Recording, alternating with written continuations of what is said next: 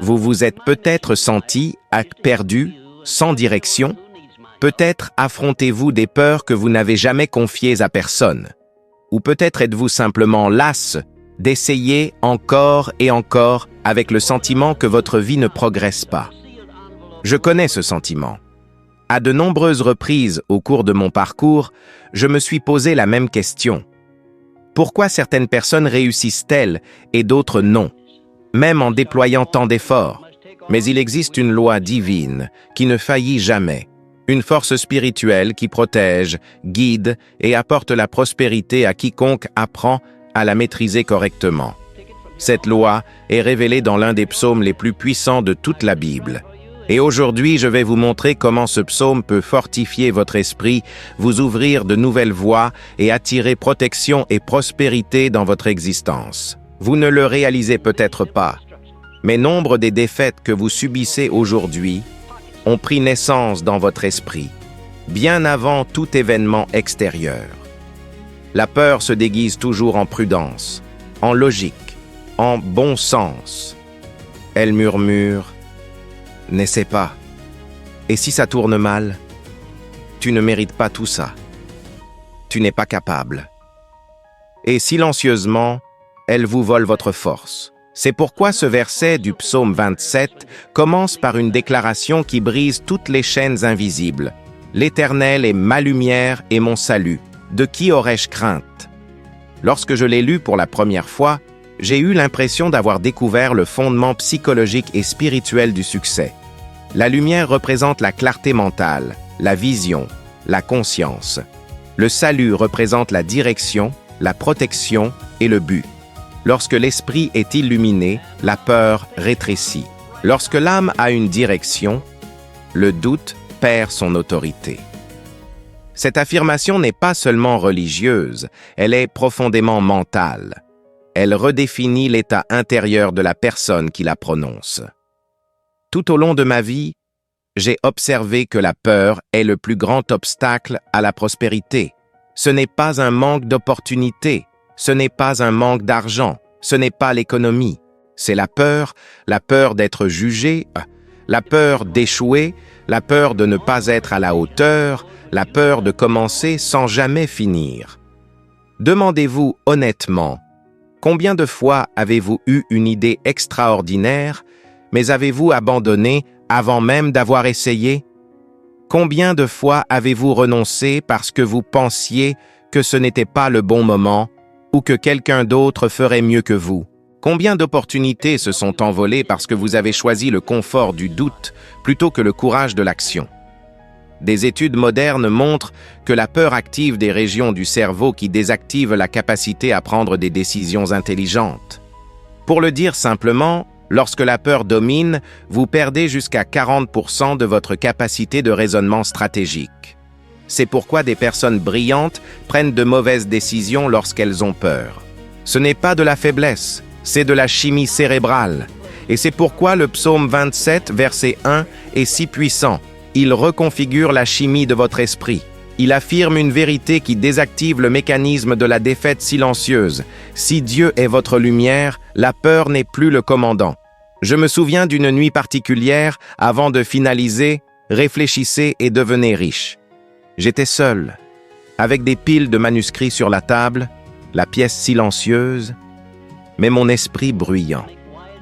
Je me demandais si quelqu'un croirait en moi, si quelqu'un prendrait au sérieux ce que j'avais appris en étudiant la vie d'hommes extraordinaires. Il y avait de la peur, il y avait de l'incertitude. J'ai pris un petit livre que je gardais avec moi et mes yeux sont tombés précisément sur ce verset. Je l'ai répété doucement, presque un murmure. « L'Éternel est ma lumière et mon salut. De qui aurais-je crainte ?» Quelque chose en moi a basculé. Ce n'était pas un miracle visible, mais une force intérieure silencieuse. Une conviction profonde. La même conviction qui anime toute grande réalisation. Et à ce moment précis, j'ai compris quelque chose qui allait transformer ma vie et que, aujourd'hui, je souhaite transformer la vôtre. Il n'y a pas de véritable prospérité sans un courage enraciné. Ce n'est pas un courage impulsif. Ce n'est pas un courage émotionnel. C'est un courage spirituel. Le courage qui surgit lorsque vous comprenez que vous ne marchez pas seul. Le courage qui s'éveille lorsque vous vous souvenez qu'il y a une lumière sur votre chemin, même lorsque vous ne voyez aucune issue. Peut-être faites-vous face à un tel moment aujourd'hui. Peut-être les factures s'accumulent-elles. Peut-être craignez-vous de perdre votre emploi. Peut-être êtes-vous dans une relation qui vous épuise. Peut-être êtes-vous aux prises avec le sentiment d'être bloqué. Peut-être avez-vous peur de tout recommencer. Et je vous demande, qu'est-ce que vous pensez exactement perdre si vous aviez le courage de franchir le pas suivant? La plupart des gens n'échouent pas parce qu'ils commettent des erreurs. La plupart des gens échouent parce qu'ils n'essaient pas. Et ils n'essaient pas parce qu'ils ont peur. La vérité est que la peur est une puissante illusion. Elle exagère, crée des spectres, déforme les possibilités. Elle bloque la perception de la réalité. Mais lorsque vous vous ancrez à ce verset, quelque chose de fascinant se produit. La peur perd son pouvoir de dicter vos limites. Et lorsque la peur perd sa voix, la foi gagne en direction. La motivation revient. La créativité circule. Le raisonnement organise des solutions qui étaient auparavant cachées derrière l'anxiété. Vous commencez à voir des opportunités là où vous ne voyiez que des menaces. Non pas parce que le monde a changé, mais parce que votre état d'esprit a changé. Appliquer cet enseignement aujourd'hui est simple et pourtant profond. Si vous êtes sur le point de prendre une décision et que vous ressentez de la peur, faites ceci. Arrêtez-vous, respirez profondément et répétez avec conviction. Qui est le plus grand, ma peur ou celui qui m'illumine? Vous sentirez votre corps se détendre, votre esprit s'éclaircir et vos émotions s'organiser. C'est physiologique, c'est spirituel, c'est psychologique. C'est une réelle transformation. C'est peut-être pourquoi tant de leaders, d'entrepreneurs et d'individus spirituellement prospères ont suivi ce même modèle. Ils n'étaient pas les plus intelligents, ils n'étaient pas les plus riches, ils n'étaient pas les plus talentueux. Ils étaient ceux qui ont décidé d'avancer malgré leur peur. Et c'est ce que ce psaume éveille en vous. Une décision. La décision d'avancer même si la voix de la peur hurle. La décision de faire confiance même si vous ne voyez pas encore. La décision de croire que, si vous avez été éclairé par Dieu, le chemin devant vous est déjà préparé. Par conséquent, répétez ce verset quotidiennement comme un exercice mental. Pas seulement comme une prière, mais comme une reprogrammation du courage. Pendant 7 jours, matin et soir, vous commencerez à remarquer que ce qui vous paralysait autrefois commence à diminuer et ce qui semblait impossible commence à apparaître réalisable. Vous découvrirez que le courage ne naît pas de l'absence de peur, mais de la reconnaissance qu'une force plus grande guide vos pas. Et lorsque ce courage s'éveille, la prospérité commence à trouver un espace pour s'épanouir en vous. Parce que la prospérité ne commence pas dans votre portefeuille. Elle commence dans votre esprit. Elle commence dans votre mental. Elle commence lorsque vous déclarez, avec conviction, « De qui aurais-je crainte ?» Il y a une force extraordinaire qui s'éveille en nous lorsque nous décidons de diriger notre esprit vers un seul but. Et c'est précisément ce que le psaume 27 révèle lorsqu'il déclare « Une chose que j'ai demandée à l'Éternel, celle-là je la rechercherai. » Cette déclaration contient un principe spirituel et psychologique si profond que, lorsqu'il est compris, il réorganise complètement la vie d'une personne. Car la plus grande raison d'échec que j'ai rencontrée tout au long de mon parcours n'était pas un manque de capacité, de chance ou d'opportunités extérieures. C'était l'absence de concentration. La plupart des gens vivent comme un bateau à la dérive, un peu poussés par ce que pensent les autres, un peu par ce que dictent les circonstances, un peu par leur peur et un autre peu par des désirs passagers. Ils essaient de changer leur vie, mais se laissent distraire en chemin. Ils veulent prospérer, mais divisent leur énergie entre 1000 choses. Ils veulent trouver un but, mais vivent en suivant les opinions des autres. Alors je vous demande, comment quelqu'un peut-il atteindre la bonne destination si sa direction change chaque jour? Le psalmiste, inspiré par une sagesse que la science confirme aujourd'hui, révèle quelque chose que j'ai toujours enseigné. L'esprit ne crée la grandeur que lorsqu'il apprend à sélectionner un objectif unique et à le poursuivre avec discipline. Des études montrent que les personnes qui se fixent des objectifs clairs ont 42% de chances en plus de les atteindre, et ce chiffre s'élève à plus de 70% lorsqu'elles s'engagent émotionnellement et spirituellement envers cet objectif. Ce n'est pas une coïncidence. Le cerveau a besoin de direction. L'âme a besoin d'un but. L'esprit a besoin d'intention. Mais le psaume va au-delà de la demande. Il dit « Et celle-là, je la rechercherai ». Ce n'est pas une recherche passive, c'est actif, constant, quotidien. C'est ce genre de poursuite qui transforme les vies. Combien de fois avez-vous commencé quelque chose en croyant profondément que ce serait votre tournant, pour finalement vous arrêter à mi-chemin?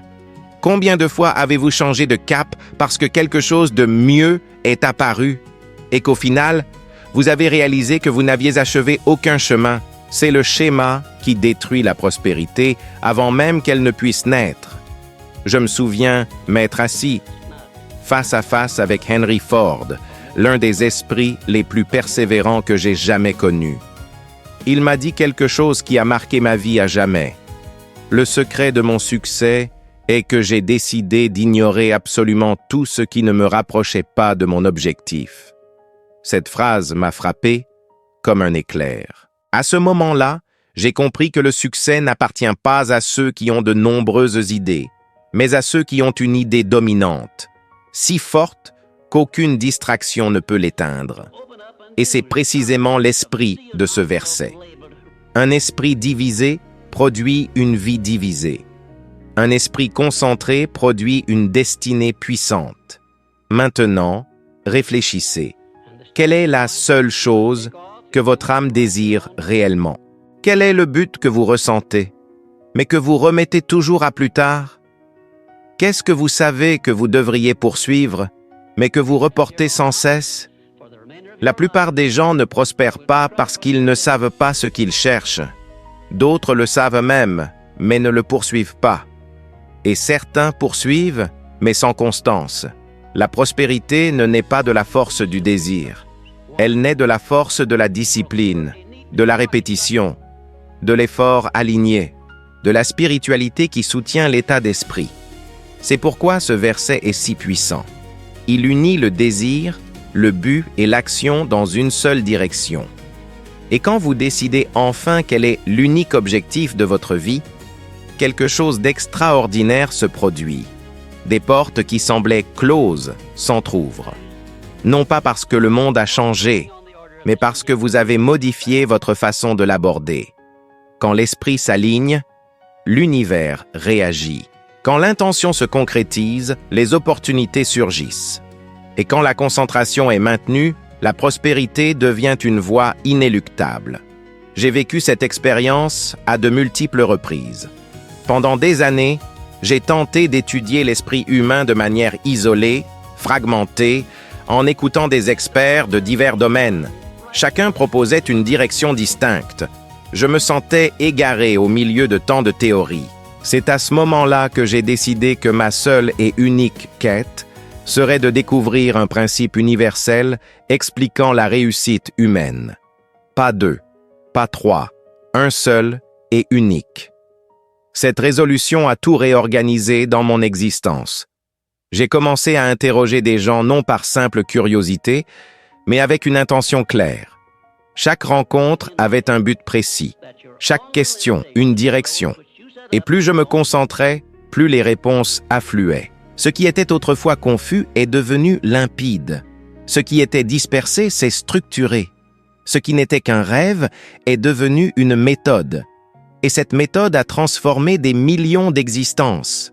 Aujourd'hui, en appliquant ce même principe, des milliers d'individus découvriront que la prospérité qu'ils convoitent n'attend qu'une décision, celle de choisir un axe dominant, une quête définie, une orientation inébranlable, une priorité qui instaure l'ordre dans le chaos intérieur.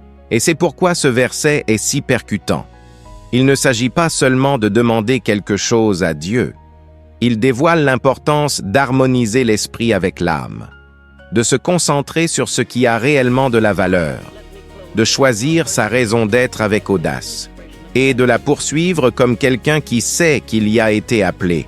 Alors demandez-vous avec sincérité et bravoure, que poursuivriez-vous de toutes vos forces si vous saviez que l'échec est impossible? Car cette réponse, cette unique réponse, pourrait bien être la porte exacte que vous cherchez depuis si longtemps. Et lorsque vous déciderez enfin de la poursuivre, non pas de manière désinvolte, mais avec la persévérance de quelqu'un qui sait où il va, toute la structure de votre vie commencera à se réorganiser en votre faveur. Parce que ce sur quoi vous vous concentrez prend de l'ampleur, ce dans quoi vous persistez grandit, ce que vous poursuivez avec foi devient réalité. Et lorsque votre unique objectif est éclairé par la force divine, aucun obstacle ne pourra entraver le chemin pour lequel vous êtes né. Il y a des moments dans la vie où tout semble s'effondrer simultanément. Les portes se referment, les circonstances deviennent oppressantes, l'imprévu frappe sans crier gare, et l'esprit peine à trouver un appui au milieu du tumulte. Et c'est précisément dans ces instants que beaucoup de gens croient que Dieu est lointain, alors qu'en réalité, il offre l'un des plus grands secrets spirituels et psychologiques que j'ai jamais rencontrés. Le secret d'un refuge mental inébranlable, révélé lorsque le psalmiste déclare « Au jour de l'adversité, il me mettra à l'abri dans son pavillon ». Cette locution renferme une vérité qui transforme radicalement notre manière d'affronter les crises. La plupart des gens imaginent que la prospérité équivaut à une vie sans tracas. Or, la véritable prospérité réside dans la capacité à traverser les tempêtes sans qu'elles n'anéantissent votre sérénité, votre lucidité et votre pouvoir de décision. Car ce sont précisément les moments de tension qui déterminent qui triomphe et qui abandonne. L'adversité, mal comprise, paralyse.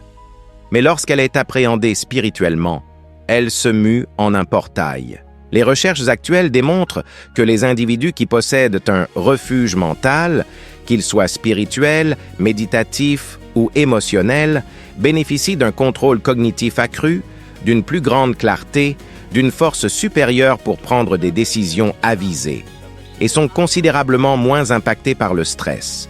Cela signifie que ce n'est pas le problème en soi qui vainc une personne, mais plutôt l'absence d'un lieu sûr en elle-même. C'est ce que le psaume dévoile, un lieu sûr, non pas extérieur, mais intérieur. Et observez, le psalmiste ne dit pas « si je rencontre l'adversité ». Il dit « au jour », car nous faisons tous face à ce jour-là, le jour où l'inattendu survient, le jour où la vie exige plus que ce que vous croyez pouvoir donner, le jour où les peurs prennent la parole, le jour où les circonstances semblent vous dépasser. Et c'est précisément dans ces moments que la plupart des gens perdent leur équilibre.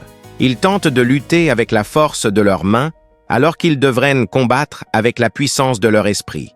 Ils essaient de contrôler le monde extérieur, alors qu'ils devraient renforcer leur monde intérieur. J'ai été témoin de cela durant la Grande Dépression de 1929. L'économie s'est effondrée. Des familles ont tout perdu. Des hommes robustes se sont agenouillés, désespérés. Et pourtant, un groupe infime a prospéré de manière presque inexplicable. Non pas parce qu'ils possédaient davantage d'argent, mais parce qu'ils avaient une stabilité émotionnelle supérieure. Je me souviens distinctement d'une conversation avec Andrew Carnegie, lors de l'une de ces journées tendues où les marchés semblaient chuter sans fin. Au milieu du chaos, il restait serein. Je lui ai demandé la raison, et il m'a répondu par une phrase qui m'a profondément marqué. « L'esprit qui trouve refuge en Dieu ne dépend pas des circonstances pour prospérer. Il crée des opportunités là où tous les autres ne voient que la destruction. » À cet instant, j'ai saisi ce que le psalmiste ressentait en disant « Il me mettra à l'abri ». Se cacher ici ne signifie pas fuir. Cela signifie protéger son esprit de la domination des émotions destructrices. Combien de fois avez-vous remarqué que, dans les instants les plus ardus, votre esprit échafaude des scénarios catastrophiques? Combien de fois vous êtes-vous senti submergé par des pensées qui n'étaient même pas réelles, mais qui semblaient l'être? Combien de fois l'anxiété et la peur ont-elles pris des décisions à votre place? Le problème n'est pas la tempête. Le problème, c'est quand vous croyez y être seul. Quand l'esprit se sent seul, il perd sa force. Quand il se sent soutenu, il retrouve sa puissance. Et c'est exactement ce que fait ce verset. Il redonne le pouvoir à l'intériorité humaine. Imaginez quelqu'un traversant une crise financière. Les factures s'accumulent, l'argent ne suit plus, la crainte de tout perdre s'installe. L'esprit commence à générer des pensées destructrices. Il n'y a pas d'issue. Je vais faire faillite. Je ne m'en remettrai jamais. Cela affaiblit le corps, paralyse les actions et pousse la personne à prendre des décisions désespérées, des décisions qui aggravent encore davantage la situation. Mais quand cette même personne trouve un refuge mental, elle modifie complètement sa manière de réagir. La crise peut persister, mais quelque chose en elle demeure inébranlable. Cette fermeté fait émerger des solutions qui étaient auparavant invisibles. Le cerveau cesse d'être un ennemi et redevient un allié. L'énergie n'est plus siphonnée par la peur et est orientée vers la résolution. J'ai vécu cela avec une grande intensité. À un certain moment de mon existence, j'ai traversé une succession d'échecs. Des projets s'effondraient, des personnes doutaient de mon travail, des portes se fermaient. Je me réveillais avec le sentiment que le monde entier était ligué contre moi. Et puis, une nuit, assis seul dans une pièce silencieuse, j'ai commencé à lire précisément ce psaume. Lorsque j'ai atteint ce verset, quelque chose s'est produit en moi. Je n'ai pas eu de vision, ni entendu de voix audible, mais j'ai ressenti une présence, une stabilité. Comme si, soudainement, tout le poids émotionnel que je portais s'était déposé. Mon esprit s'est apaisé, mon corps s'est détendu, et j'ai compris que c'était cela, le pavillon. Un lieu intérieur où le chaos extérieur n'avait pas le droit de pénétrer. À partir de ce jour, j'ai commencé à prendre des décisions différentes. Elles n'étaient pas fondées sur le désespoir, mais sur la stratégie. Elles n'étaient pas motivées par la peur, mais par la clarté. Et ma vie a commencé à se réorganiser. C'est ce que ce psaume accomplit. Il ne vous retire pas de la tempête, il vous dote d'un esprit capable de la traverser. Si vous traversez un moment d'adversité, qu'il soit peut-être financier, émotionnel, familial ou spirituel, demandez-vous, mon esprit est-il dissimulé dans la peur ou est-il à l'abri en Dieu? Car la réponse à cette question détermine la qualité de vos prochaines décisions. Et les décisions sont des graines. Les graines façonnent les destins. Quand le psalmiste affirme que Dieu nous mettra à l'abri dans son pavillon, il soutient que l'esprit qui trouve refuge dans la foi devient inatteignable par le chaos. Et un esprit que le chaos ne peut toucher devient capable de prospérer même lorsque tout semble s'effondrer autour. L'adversité n'est pas une fin, elle est le révélateur de la force intérieure. Et quiconque apprend à s'abriter de la bonne manière, non pas pour fuir, mais pour se fortifier, découvre que ce qui semblait être une destruction était en réalité le commencement de la reconstruction de quelque chose de bien plus grand.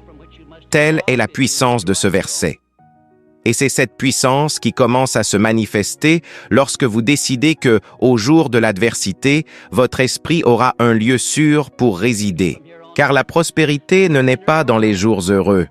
Elle naît précisément dans les jours difficiles, lorsque vous décrétez que le chaos ne sera pas autorisé à diriger votre vie. Il existe une force invisible qui meut l'existence de ceux qui apprennent à l'utiliser. La capacité de croire avant de voir. Et c'est précisément ce que le psaume 27 révèle lorsqu'il proclame « Je crois que je verrai la bonté de l'Éternel sur la terre des vivants ».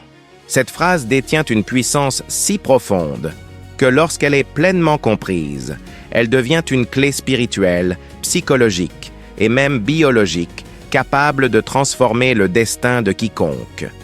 Car elle énonce quelque chose qui va à l'encontre de la logique courante. D'abord, vous croyez, ensuite, vous voyez. La plupart des gens agissent à l'inverse. Ils attendent que les circonstances s'améliorent avant de croire. Ils attendent d'avoir de l'argent avant de faire confiance. Ils attendent la stabilité avant de rêver. Mais ce psaume dévoile que l'ordre est inversé. Celui qui croit en premier crée les conditions propices à la manifestation du miracle. La science moderne le confirme. Des études sur la neuroplasticité démontrent que les pensées répétées avec conviction activent les zones du cerveau responsables de la prise de décision, de la perception des opportunités et des comportements orientés vers les résultats. En d'autres termes, lorsque vous croyez que quelque chose se produira, votre cerveau œuvre à transformer cette issue en réalité, même si vous ne percevez encore aucune preuve dans le monde extérieur. La foi est simplement la programmation mentale de la victoire. Le doute, à l'inverse, est une programmation mentale à l'échec. C'est pourquoi ce verset est si puissant. Il entraîne votre esprit à anticiper le bien, même lorsque les circonstances extérieures suggèrent le contraire. Tout au long de ma vie, j'ai eu l'occasion d'interviewer des hommes qui ont bouleversé le cours de l'histoire. Et l'un de leurs traits communs était précisément celui-ci, une conviction inébranlable qu'ils verraient le résultat avant même d'en avoir la moindre preuve. Je me souviens d'une conversation mémorable avec Thomas Edison. Je lui ai demandé comment il avait géré tant de tentatives infructueuses lors de l'invention de l'ampoule. Il a souri et a répondu « Je n'ai jamais douté que la lumière existait déjà. Je devais juste la trouver. » Cette seule phrase résume parfaitement l'esprit de ce verset. L'esprit qui croit avant de voir devient capable d'accomplir ce que l'esprit qui attend des preuves n'accomplira jamais.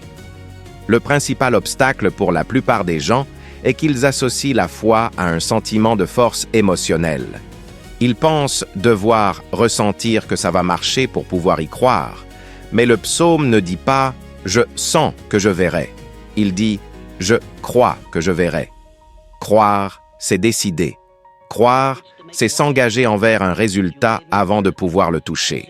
Croire, c'est construire intérieurement ce qui n'existe pas encore extérieurement. Croire, c'est avoir confiance que le bien viendra, même lorsque tout autour semble nier cette possibilité. Et peut-être vivez-vous ce paradoxe même en ce moment. Peut-être traversez-vous une phase où vos prières semblent sans réponse, vos efforts stériles et votre espoir s'amenuisent. C'est dans ces moments que ce verset devient le plus essentiel, car il ne parle pas de croire lorsque tout est favorable. Il parle de croire lorsque rien ne semble avoir de sens. Demandez-vous, combien de fois ai-je abandonné quelque chose simplement parce que je n'ai pas vu de résultats immédiats? C'est ce comportement qui freine la prospérité de nombreuses personnes. Elles plantent aujourd'hui et exigent des fruits demain. Et quand elles ne les voient pas, elles abandonnent. Elles ne comprennent pas que la foi est le terreau qui maintient la graine en vie jusqu'à ce qu'elle fleurisse. J'ai moi-même vécu cela intensément. Durant une période de ma vie, j'ai été critiqué par beaucoup qui affirmaient que mes idées sur l'esprit, la foi et la prospérité n'étaient que de l'idéalisme. Un jour, après une conférence particulièrement difficile où j'ai été accueilli avec froideur et scepticisme, je suis retourné seul à ma chambre d'hôtel, me sentant vaincu. Je me suis assis sur le bord du lit, épuisé, les yeux remplis de larmes. J'ai ouvert ma Bible par habitude, sans chercher quoi que ce soit de précis, et mes yeux sont tombés précisément sur ce verset. Je crois que je verrai la bonté de l'Éternel sur la terre des vivants. Et quelque chose d'inexplicable s'est produit. Une paix silencieuse m'a enveloppé, comme si le message avait été écrit pour ce moment précis de ma vie. J'ai ressenti dans ma poitrine une certitude si profonde, si ferme, si inébranlable, qu'aucune critique n'aurait pu l'éteindre. Ce n'était pas de l'euphorie, ce n'était pas une excitation passagère, c'était une conviction.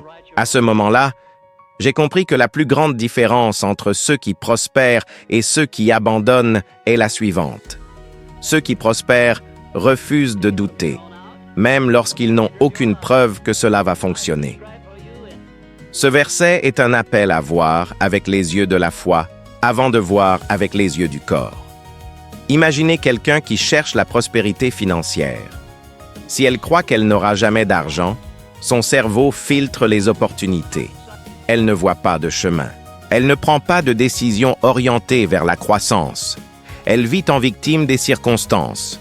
Maintenant, imaginez quelqu'un qui répète quotidiennement « Je crois que je verrai la bonté de Dieu dans mon domaine financier ».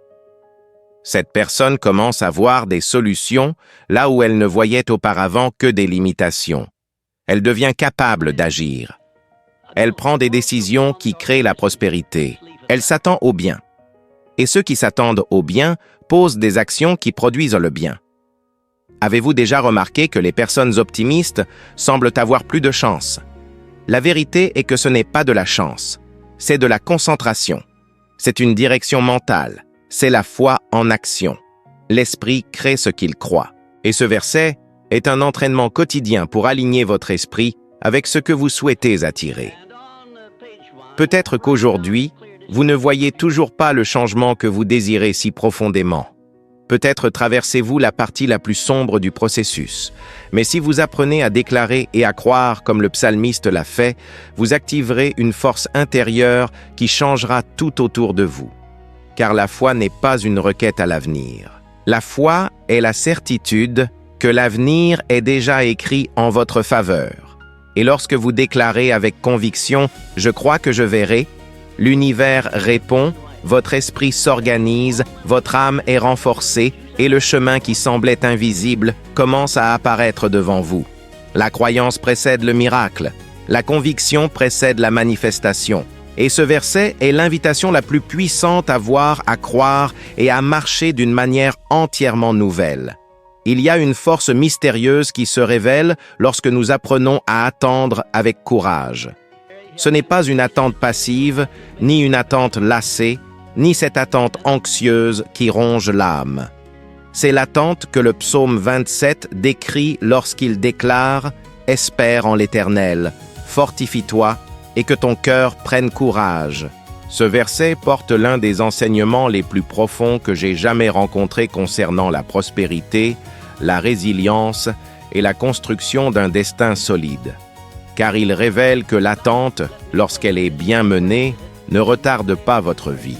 Au contraire, elle prépare le terrain pour que vous puissiez recevoir ce que vous n'êtes pas encore émotionnellement prêt à soutenir. La patience est l'un des éléments les plus négligés de la prospérité. La plupart des gens croient que le succès vient de la précipitation, de la hâte et de l'impulsivité. Mais tout au long de mon parcours, j'ai réalisé que la précipitation est responsable de la destruction de plus de rêves que la pauvreté ou le manque d'opportunités. Les personnes qui prennent des décisions sous pression émotionnelle commettent des erreurs coûteuses.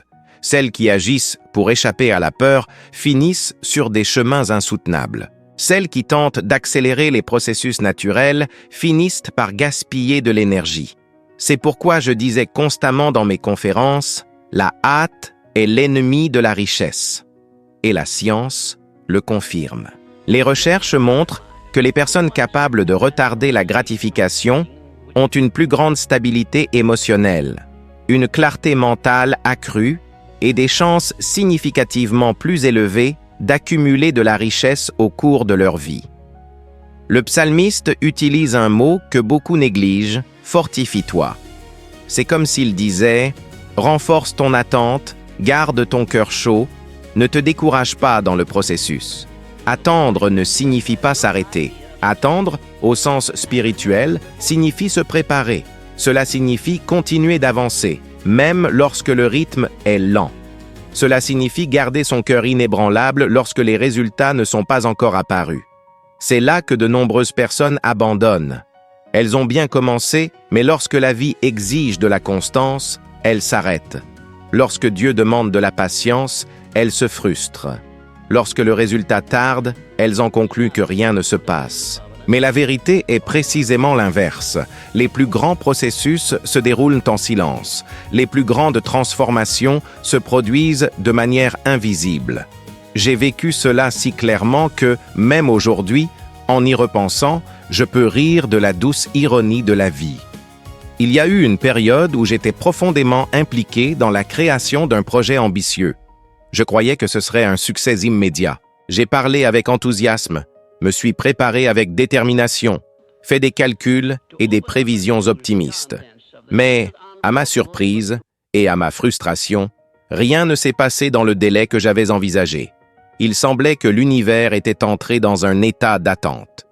Pendant ce temps, j'ai observé une de mes connaissances qui agissait trop vite. Il disait que je perdais mon temps, que j'étais lent, que l'action devait être immédiate.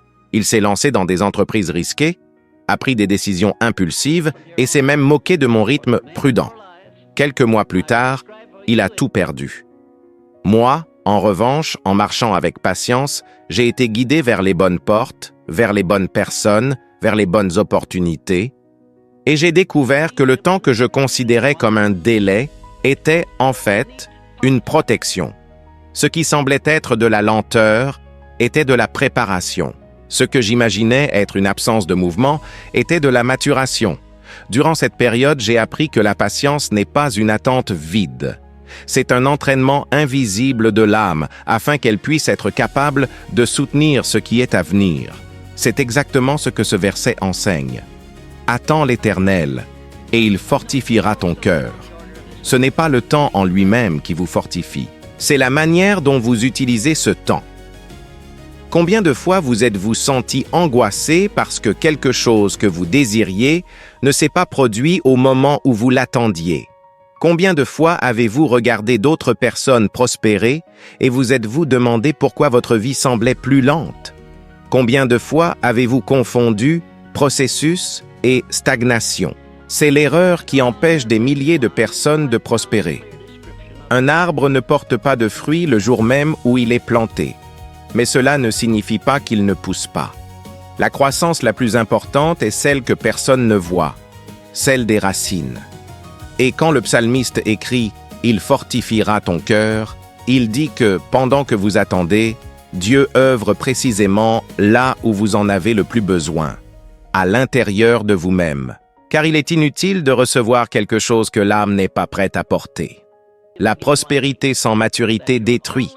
Le succès sans préparation épuise. La richesse sans équilibre émotionnel est une bombe à retardement. C'est pourquoi le cœur doit être fortifié avant que les bénédictions ne soient libérées. L'attente active, celle qui attend avec foi, une action équilibrée et un courage silencieux, est l'une des armes les plus puissantes qui soient. Elle prévient les décisions hâtives. Elle vous protège des pièges émotionnels. Elle ouvre l'espace aux opportunités qui se présentent au moment précis. Et elle construit, brique après brique, la structure interne nécessaire pour soutenir une vie d'abondance. Attendre avec courage signifie agir au bon moment. Cela signifie faire confiance au fait que le temps n'est pas contre vous, mais pour vous. Cela signifie savoir que ce qui semble être un délai est souvent Dieu qui vous épargne des chemins qui mèneraient à votre destruction. Attendre avec courage, c'est comprendre que le rythme de la vie ne s'accorde pas toujours à celui de l'anxiété et malgré tout, choisir de faire confiance. Ce verset vous invite à ralentir votre empressement, à approfondir votre foi et à reconnaître qu'en attendant, Dieu renforce précisément ce dont vous avez le plus besoin pour prospérer, votre cœur. Car lorsque votre cœur est fort, votre esprit s'éclaire. Lorsque votre esprit est clair, vos décisions sont sages. Lorsque vos décisions sont sages, la prospérité devient inévitable. Et c'est cette maturité invisible qui transforme tout destin. Lorsque j'ai saisi la profondeur de ce psaume, j'ai réalisé qu'il ne parlait pas seulement de foi, de courage ou d'espérance. Il révélait quelque chose d'encore plus essentiel, la protection intérieure qui précède toute forme de prospérité extérieure. Beaucoup pensent que la prospérité commence par l'argent, les opportunités ou les bonnes relations. Mais la vérité que j'ai maintes fois observée au cours de ma vie est que la prospérité prend racine dans l'esprit et que seul un esprit protégé est capable d'une prospérité constante et durable. Le psaume 27 est une structure spirituelle qui vous prépare intérieurement avant que Dieu ne manifeste quoi que ce soit extérieurement. Il organise votre courage, purifie vos intentions, fortifie votre caractère, aligne votre foi et protège vos pensées. Et le point central est celui-ci. Un esprit protégé devient invincible. Vous pouvez affronter ennemis, crises, pertes, rejet, injustice, mais rien de tout cela n'a de réel pouvoir sur vous lorsque votre être intérieur est gardé. J'ai vu des personnes brillantes être détruites non par manque de talent, mais parce que leur esprit n'était pas protégé. Des gens qui ont connu la célébrité rapidement, une richesse soudaine, de grandes opportunités, et qui ont fini par tout perdre parce qu'ils étaient intérieurement fragiles.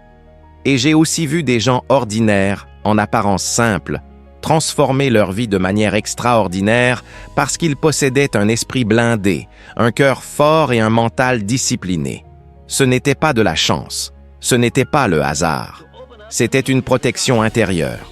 Et c'est précisément ce que ce psaume édifie chez ceux qui le pratiquent.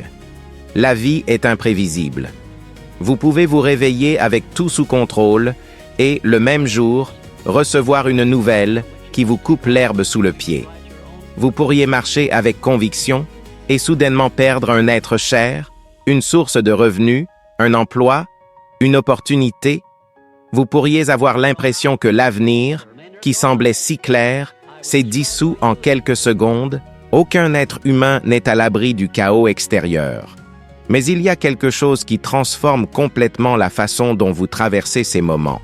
La certitude que votre esprit est protégé par quelque chose de plus grand que vous-même. La différence entre ceux qui s'effondrent et ceux qui endurent ne réside pas dans l'intensité de la tempête, mais dans leur structure intérieure. Le chaos extérieur ne domine que ceux qui manquent de protection intérieure. Une personne émotionnellement non protégée est facilement manipulée par la peur, le doute, l'anxiété et le pessimisme. Mais quelqu'un qui nourrit quotidiennement et profondément les vérités de ce psaume développe une stabilité que peu possèdent. C'est le genre de stabilité qui pousse les autres à demander « Comment faites-vous pour tenir le coup? Comment n'avez-vous pas perdu la tête?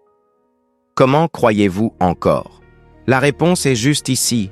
La protection intérieure sera toujours plus grande que toute menace extérieure. J'ai vécu cela si profondément que je ne pourrai jamais l'oublier. Il y a eu une période de ma vie où j'étais émotionnellement brisé.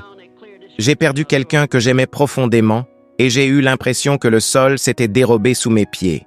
J'ai continué à travailler, à écrire, à respirer, mais quelque chose en moi était cassé. Une tristesse silencieuse, profonde et dense m'accompagnait jour et nuit. Et peu importe mes efforts pour paraître fort à l'extérieur, intérieurement je sentais que je m'effondrais.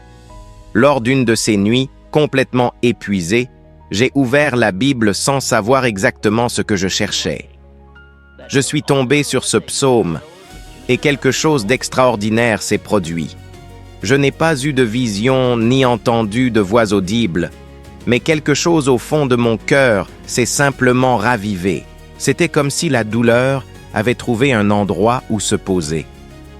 Tandis que je répétais silencieusement les mots, mon esprit, jusqu'alors tourmenté, a commencé à se réorganiser. La tristesse n'a pas disparu instantanément, mais elle a cessé d'être un poids écrasant pour devenir quelque chose que je pouvais porter sans perdre mon essence. Ce moment fut le début de ma guérison. Et j'ai compris, profondément, que la protection de Dieu n'est pas seulement extérieure, elle est émotionnelle, mentale et spirituelle. Cette protection est ce qui vous permet de continuer quand la vie tente de vous abattre. C'est ce qui empêche vos traumatismes de définir votre avenir. C'est ce qui neutralise les attaques invisibles de peur, de doute et d'auto-sabotage. C'est ce qui transforme la douleur en sagesse. C'est ce qui convertit les blessures en force. C'est ce qui vous fait voir des opportunités là où vous ne voyez que du désespoir. Et c'est pourquoi j'affirme avec une conviction totale, sans protection émotionnelle, il n'y a pas de prospérité durable. Un esprit vulnérable crée des opportunités qui sont perdues. Un esprit protégé crée des opportunités qui s'épanouissent. Un esprit vulnérable abandonne lorsque le chemin devient difficile. Un esprit protégé persévère même fatigué. Un esprit vulnérable crée la rareté. Un esprit protégé attire l'abondance. Le psaume révèle cette vérité à chaque mot. La prospérité n'est pas seulement une réalisation extérieure, elle est la conséquence d'une structure intérieure renforcée. Et lorsque votre esprit est protégé, tout change. Votre raisonnement devient plus clair, vos émotions s'équilibrent, votre énergie s'élève, votre foi devient tangible, votre courage respire à nouveau en vous, vos décisions deviennent plus précises, et votre vie commence à avancer dans la bonne direction. Car lorsque Dieu protège votre esprit, aucune circonstance ne peut voler votre but. Lorsque Dieu protège votre cœur, aucune peur ne peut voler votre avenir. Lorsque Dieu protège votre esprit, aucune obscurité ne peut éteindre votre lumière. C'est la révélation ultime de tout ce que ce psaume enseigne. La vraie prospérité commence lorsque votre âme trouve protection, et tout autour de vous commence à s'aligner sur cette force intérieure. Et lorsque cette protection devient une partie de qui vous êtes, vous ne faites pas que traverser les tempêtes, vous grandissez en elles. Vous ne faites pas que survivre au chaos, vous êtes élevé à travers lui. Vous ne faites pas que rester debout, vous devenez quelqu'un d'impossible à abattre, car ceux qui possèdent une protection intérieure vivent avec la certitude que rien à l'extérieur ne peut entraver ce que Dieu a déjà défini à l'intérieur. S'il y a un fil conducteur à travers chaque mot de ce psaume et tout ce que j'ai partagé avec vous aujourd'hui, c'est la certitude que vous ne marchez pas seul. La force qui transforme, protège et fait prospérer ne se manifeste pas seulement dans l'esprit. Elle se manifeste dans le cœur lorsque vous choisissez de faire partie de quelque chose de plus grand que vos peurs, plus grand que vos limitations, plus grand même que vos circonstances. La beauté de ce moment est de réaliser qu'en écoutant chaque enseignement, quelque chose en vous se réorganisait. Peut-être un souvenir, peut-être une foi endormie, peut-être un courage dont vous ne saviez même pas que vous le possédiez encore. Et c'est cette émotion silencieuse qui confirme que ce psaume n'est pas seulement un texte, c'est une rencontre avec ce que Dieu a déjà cherché à révéler à votre esprit. Et maintenant que vous avez apporté la lumière à votre intérieur, la prochaine étape est de continuer à grandir, à vous renforcer, à avancer. Ne vous arrêtez pas ici. La prochaine vidéo qui apparaît sur votre écran maintenant a été préparée pour vous emmener une étape plus haut, pour vous aider à devenir 1% meilleur que vous ne l'êtes actuellement, en élargissant davantage votre conscience, votre foi et votre capacité à prospérer avec un but. Si cette vidéo a touché votre cœur, ne laissez pas cette transformation s'achever en silence. Remerciez avec moi pour ce moment et envisagez de soutenir la chaîne avec un « merci ». Ce geste renforce cette mission et maintient vivante la lumière que nous partageons ici. Et si vous souhaitez marcher encore plus près, rejoignez la communauté, recevez du contenu prioritaire et unissez-vous à des personnes qui, comme vous, construisent un esprit fortifié et une foi mature, devenez membre. Cet espace est né pour vous. Je vous attends dans la prochaine vidéo. Continuons d'évoluer ensemble.